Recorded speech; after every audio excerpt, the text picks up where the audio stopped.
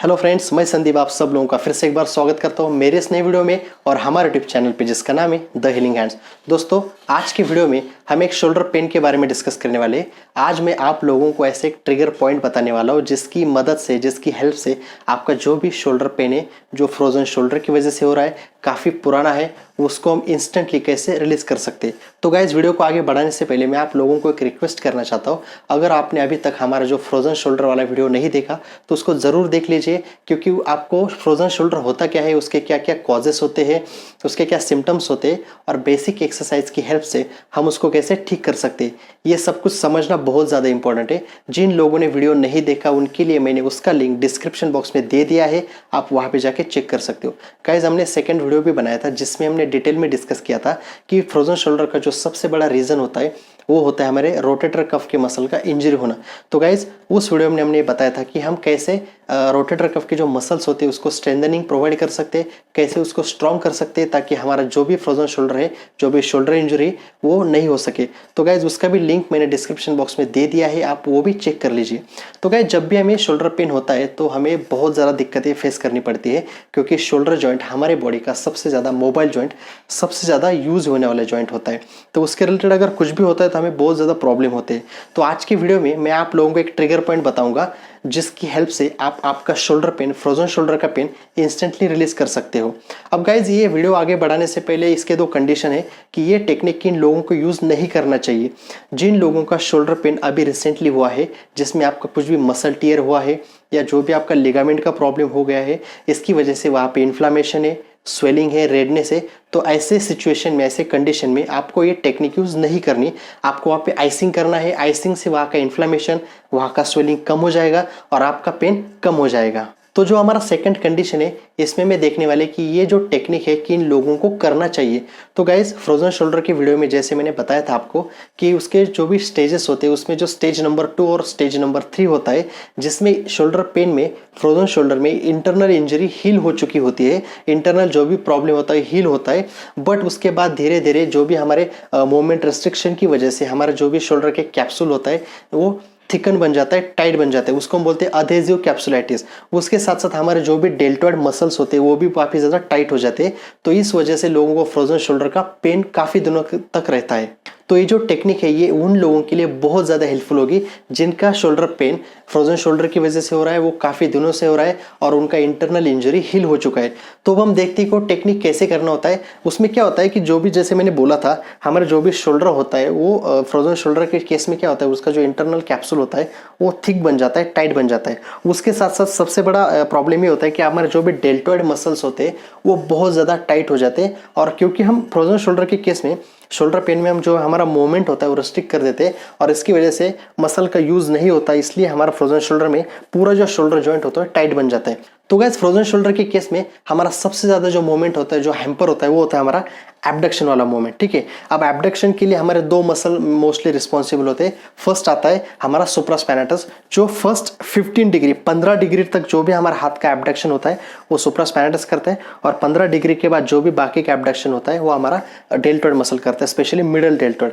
तो गाइज, ये मूवमेंट हमारे फ्रोजन शोल्डर के केसेस में अभी तक मैं देखता हूँ काफ़ी लोगों को, उनका फॉरवर्ड और बैकवर्ड मूवमेंट तो हो जाता है बट एब्डक्शन का मूवमेंट बहुत ज़्यादा पेनफुल होता है। उसका सबसे बड़ा रीज़न होता है कि उनकी डेल्टॉइड मसल का टाइटनेस, डेल्टॉइड मसल का स्पाज्म। तो आज का टेक्निक क्या करना है, आपको क्या करना है, जो भी आपका फ्रोजन शोल्डर का हाथ है जो एब्डक्शन मूवमेंट में बहुत ज़्यादा तकलीफ दे रहा है, तो उनको क्या करना है, जो भी हमारे डेल्टॉइड मसल होते हैं, अब हमारे डेल्टॉइड में 3 मसल आते हैं basically, anterior deltoid, middle deltoid and posterior deltoid. अब ये तीनों डेल्टॉइड जिस जगह पे जाके इंसर्ट होते हैं, स्पेशली वो पॉइंट आता है यहाँ पे। ठीक है, तो इस पॉइंट को हम बोलते हैं डेल्टॉइड ट्यूब्रोसिटी। तो अगर आप इस इमेज में भी देख सकते हो कि हमारे डेल्टॉइड मसल कैसे एक पॉइंट पे आके इंसर्ट हुए हैं।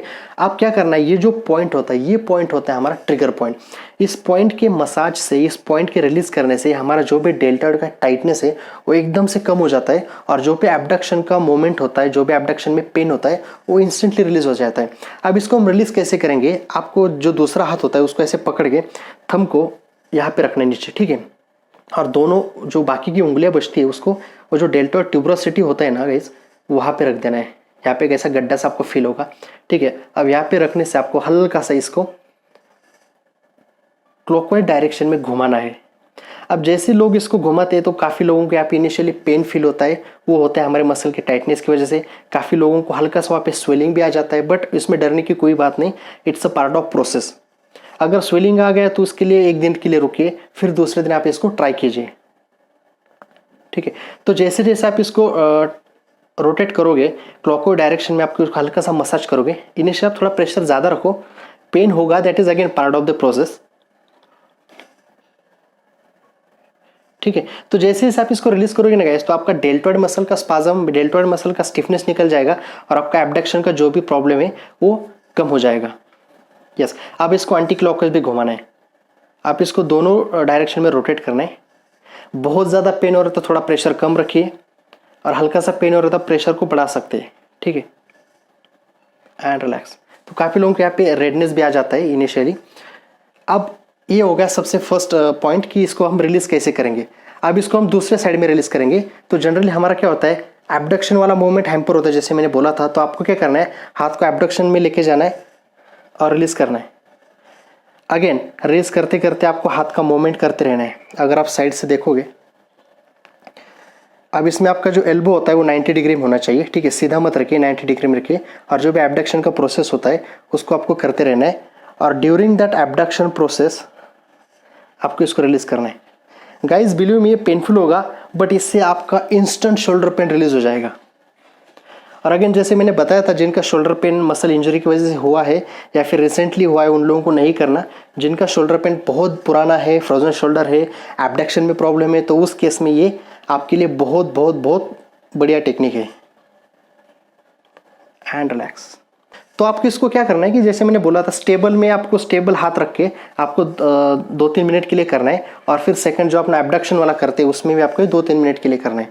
तो गाइज आप इसको 2 या 3 दिन के लिए करो, उसके बाद बिलीव मी आपका शोल्डर पेन, जो भी एब्डक्शन वाला मोमेंट था, वो इतना फ्री हो जाएगा, अपना पेन इतना कम हो जाएगा कि आपको ये टेक्निक बहुत इंप्रूव करेगी। आपका जो भी शोल्डर का, फ्रोजन शोल्डर का पेन है, वो इतना इंप्रूव कर देगी कि आपका पूरा पेन वहाँ पे धीरे धीरे धीरे खत्म हो जाएगा। तो गाइस अगेन मैं रिपीट करता हूँ कि जिन लोगों को फ्रेश इंजरी है, इन्फ्लेमेशन है, स्वेलिंग है, तो ये ना करें। जिन लोगों को इन्फ्लेमेशन, स्वेलिंग कुछ भी नहीं है, जिनका प्रॉब्लम बहुत पुराना है, फ्रोजन शोल्डर का प्रॉब्लम है, एब्डक्शन में प्रॉब्लम हो रहा है, तो उन लोगों के लिए टेक्निक बहुत ज़्यादा हेल्पफुल होगी। गाइस बिलीव मी, 2-3 दिन के बाद आपका एब्डक्शन का प्रॉब्लम सॉल्व हो जाएगा, आपका पेन भी 90% निकल जाएगा। तो आई होप आज की वीडियो आपको काफ़ी ज़्यादा पसंद आया होगा। इस वीडियो को लाइक कीजिए और शेयर तो ज़रूर कीजिए, क्योंकि आपका एक शेयर किसी का भी पेन, किसी का भी प्रॉब्लम कम कर सकता है, ख़त्म कर सकता है। तो गाइस मिलते हैं अगले वीडियो में ऐसे कई नए टॉपिक के साथ, तब तक के लिए